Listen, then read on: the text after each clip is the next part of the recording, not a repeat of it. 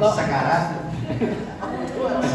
sakaratul maut, kemudian nanti memperlakukan orang yang baru saja meninggal, kemudian nanti memandikan, ya, mengkafani, menyolatkan sampai menguburkan. Ini full praktek, ya, gitu kan. Tadi teorinya sudah panjang lebar. Nah sekarang kita mulai. Tadi sudah dibahas, ya, sudah dibahas langsung oleh Bapak Ustadz Asep tentang semua hal, ya. Tapi kayaknya kalau yang itu masih di awang-awang gitu kan, kalau nggak ada yang dilihat gitu, makanya ntar harus ada yang dilihat gitu kan. Oh sekarang kayak begini gitu kan. Kayak begini gitu kan.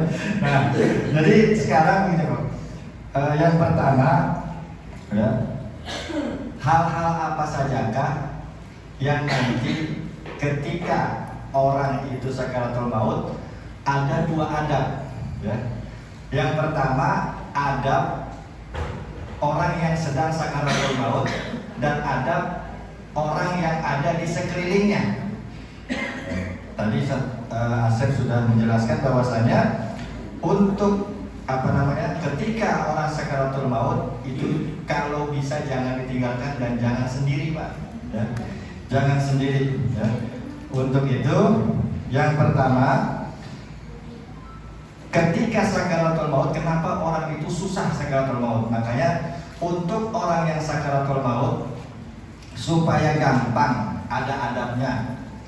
Ini pemahaman kita dan nanti silakan disampaikan juga kepada saudara-saudaranya.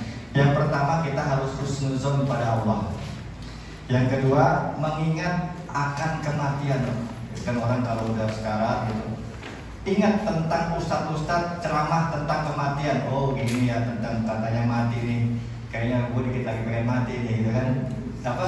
Tentang kematian itu ditanamkan. Oh beginilah kematian. Nah yang ketiga nih, ini yang agak menyulitkan orang untuk melepas ruhnya.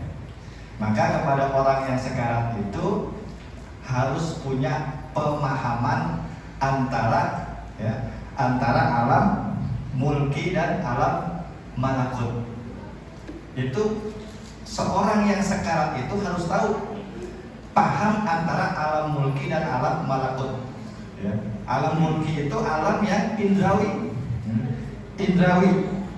yang bisa kita rasakan dengan panca indera kita. Alam malakut, nah inilah kesempurnaan seorang manusia bersatu antara alam mulki dan alam malakut.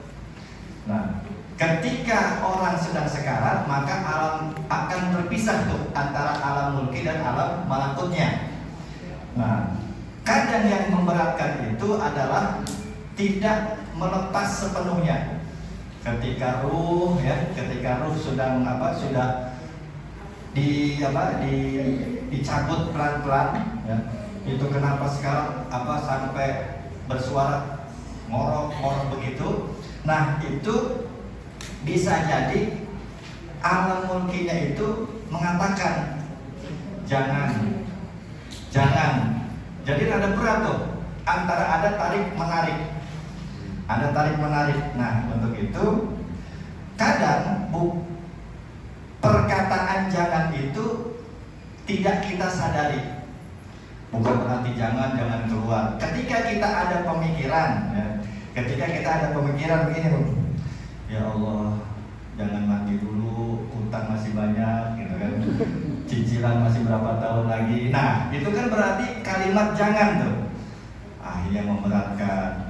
Ya Allah, ntar kalau saya meninggal istri saya sama siapa ya gitu. Nah, itu jangan tuh, kalimat jangan. Suami anak-anak juga masih kecil, itu kalimat jangan. Maka lepaskan, pahami hal ini supaya proses sakaratul maut itu gampang. Nah sekarang ada adab untuk orang yang sekelilingnya. Adab orang yang sekelilingnya, kita nih. Kalau di dalam rumah itu ada suami, ada istri atau anak, maka ini yang harus kita ketahui, ya. Ketika sudah meninggal atau sekedar sekarat, itu nggak usah nangis meskipun itu sulit, Bu, ya Pak. Jangan mengutamakan kesedihan. Jangan telepon dulu kemana-mana, Pak RT tolong ini suami saya, akhirnya dilepas sendirian. Nah, adabnya itu yang pertama, hadapkan kiblat. Hadapkan kiblat. Coba siapa yang mau praktek ketika sakarat? Yang pakai peci putih nih kayak rada ekstreman, kalau diangkat juga.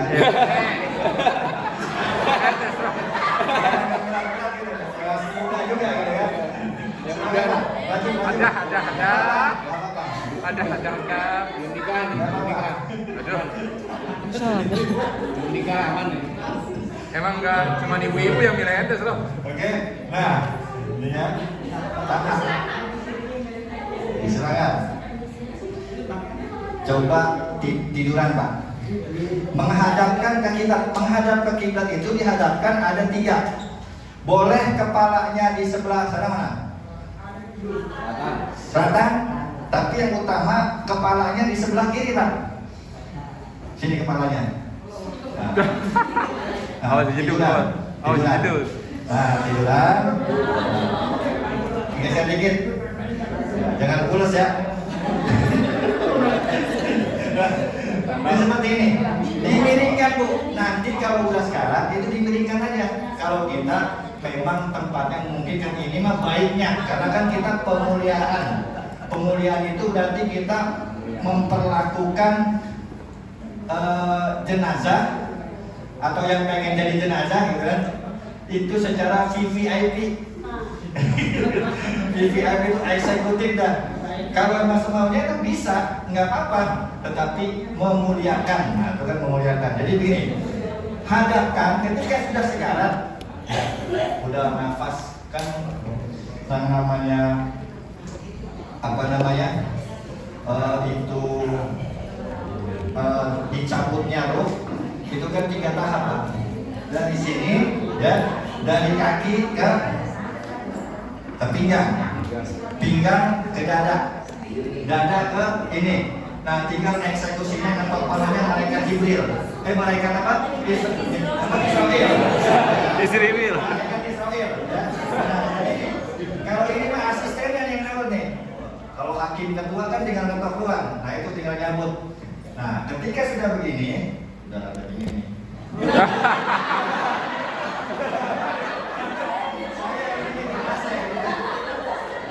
Dihadapkan ke sini Pak.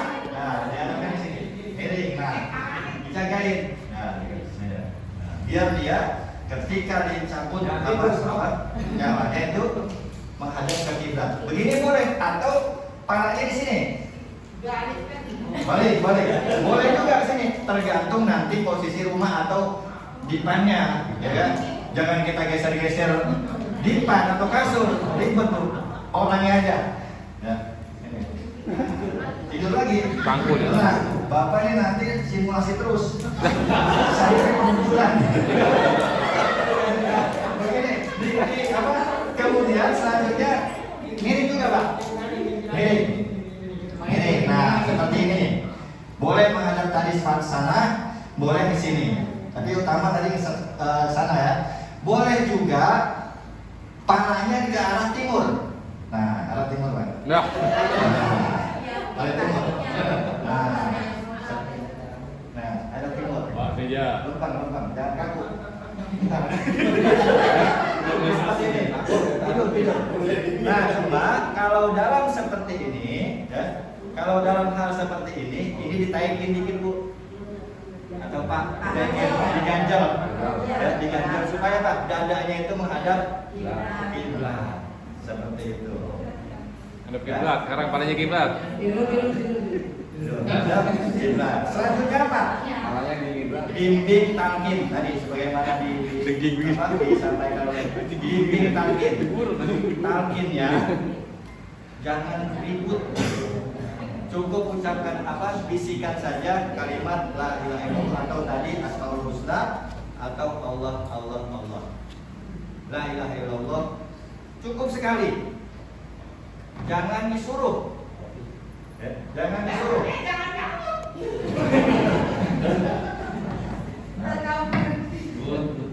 Tetapi di tidak disuruh ya, tapi dibisikkan. Nanti lihat apakah dia mengikuti atau tidak, lihat dari lidahnya. Lihat dari lidahnya. Coba lidahnya. Kalau lidahnya bergerak, berarti dia mengikuti. Lidahnya bergerak, dia mengikuti. Karena kalimat la ilaha illallah itu kalimat hurufnya jauh semua. Jadi pasti dia bergerak, nggak ada yang tertutup. Nah, bisa juga. Nah kalau udah bergerak, udah Bu, jangan diomongin lagi, kita cukup. Karena takutnya setelah itu kita ngomong apa baik itu akhirnya ngaco. Nah nanti udah diamin, kalau dia sudah bergerak mengikuti kita, diam sambil kita bacain.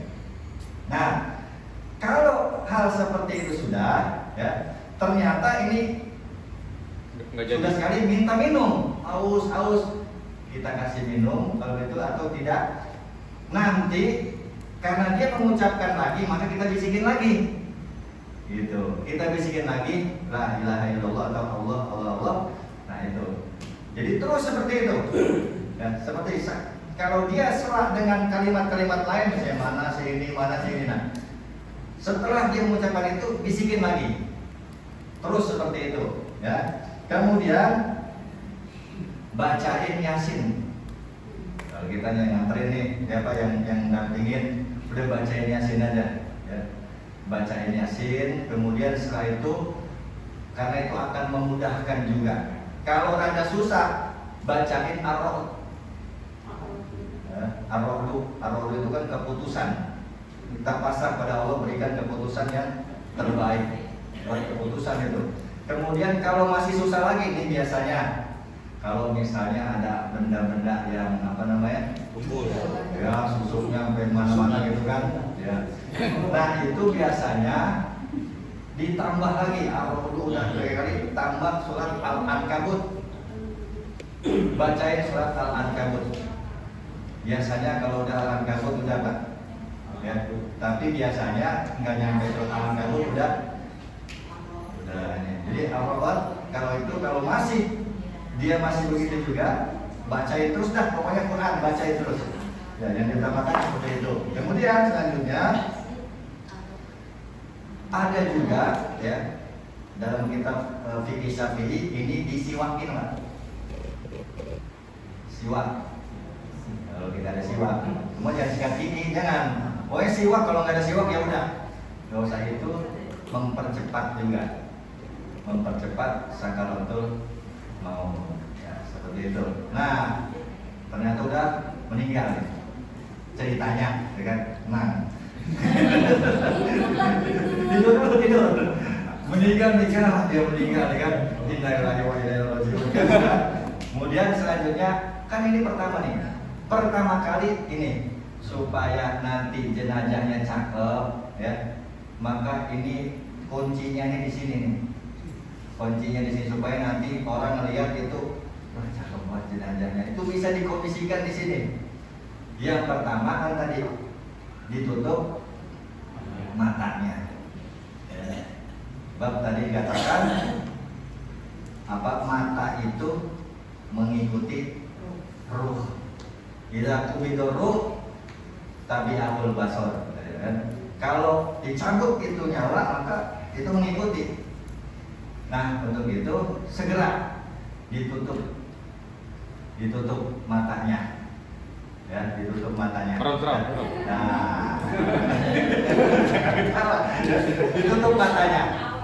Sudah ditutup matanya, ternyata masih melek. Masih melek itu melotot itu. Ada ini menurut Imam An-Nawawi, ya itu adalah jari ini ya Bu. Kalau masih ditutup, masih melek juga, tutup masih melek juga. Nah, ini ditarik jempol kakinya. Dua-duanya ditarik. Mudah-mudahan merem. Kalau enggak, udah.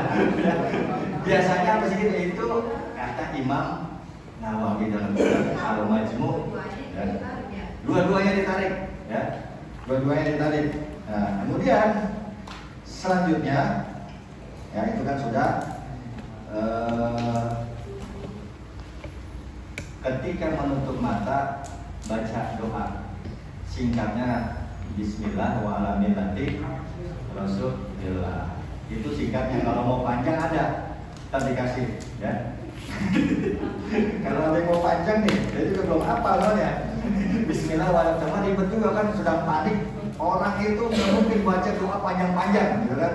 Udah cukup itu aja sambil mengeluarkan matanya. Kemudian ikat rahang bawah, ikat ya. Pakai nggak pakai, kalau dia punya sorban pakai sorban, dan pakai kerudung pakai kerudung. Dan ikat. Ini supaya nanti jenazahnya cakep, mingkem, kata Pak Amir. Kemudian dilemesin sendi-sendinya. Dilemesin sendi-sendinya itu, ya. Ini kan penting, ya, supaya nanti nggak kaku. Ya. Gimana? Lemesin pertama nih, dari tangannya dulu, begini dulu, ya. Langsung ini ketika sudah meninggal, ya, baru saja meninggal, ini harus cepat. Makanya itu ketika orang udah meninggal, udah jangan kabur kemana-mana dulu tuh keluarga. Kalau ada musola, tolong ngumumin itu meninggal, ke sholat ini lama, 5 menit lewat, ini udah rada kaku. Makanya dia udah mesin sendinya. Nah nih, udah, ininya juga, dia tidur. Ini juga nih, nah, ini juga dia mesin tuh, dia mesin. Nah, terus ininya dia mesin nih. Nah, ini tenang, jangan kaku dong. Gak ada pertahanan soal itu. Dia lemesin, biar enak, ya, biar enak. Nanti pada saat mandi juga, setelah mandi dia lemesin lagi tuh. Setelah dimandikan. Tapi ini ketika pertama kali orang baru saja meninggal, dilemesin. Kemudian baru dilepas pakaian yang digunakan, dilepasin semuanya. Kemudian pasang dipan. Dipan itu agak tinggian, ya. Ya balek lah, ya. Balek, ya, kemudian ditaruh di atasnya. Itu nanti kalau bisa supaya wangi, emang dikasih bubur kalau ada, ya. Tapi kalau nggak ada ya kamper dah. Yang penting karena apa? Orang yang meninggal itu baunya mengundang binatang untuk mendekati. Jadi kalau misalnya kita pakai dipan, kalau orang dulu tuh, ya, itu di kaki-kakinya tuh dikasih mangkok ada airnya, ya gak? Biar semut kagak naik, gitu kan? Apalagi kalau nunggunya lama, belum dari malam sampai pagi lagi, itu dikasih mangkok itunya nih, di kaki-kakinya. Ya kalau enggak sekarang kan udah ada kapur, ya, dilingkar-lingkarin gitu, ya itu, ya seperti itu. Kemudian belum beres nih, jangan keluar dulu, jangan ke musola Al-Hadi, jangan ke masjid Al-Hadi dulu, lapor ke DKM, kita urusin dulu nih. Makanya ini pentingnya kita belajar ini supaya kita mengurus terlebih dahulu jenazah sebelum amil ubay datang. Ya. Nah selanjutnya apa? Sudah seperti itu, ya sudah mayitnya atau jenazahnya digotong ke dipan. Ke depan seperti biasa menghadap kiblat. Menghadap kiblat, palanya di timur kayak gini nih.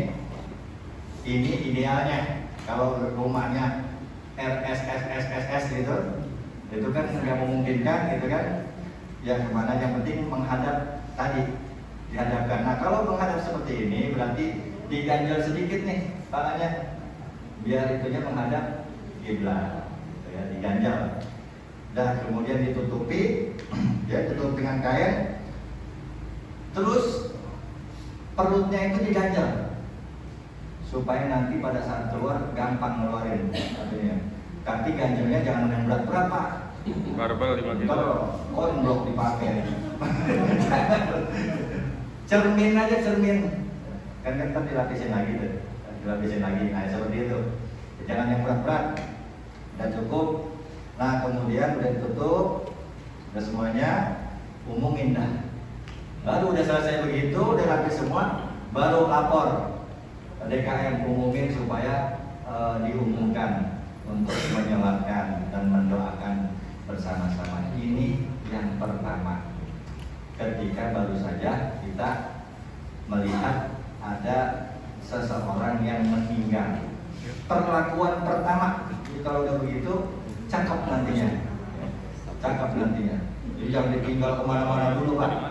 Ya, cakep nantinya. Nah, baru dah ditutup bunganya nanti ketika buka pintu ini ditutup wajahnya.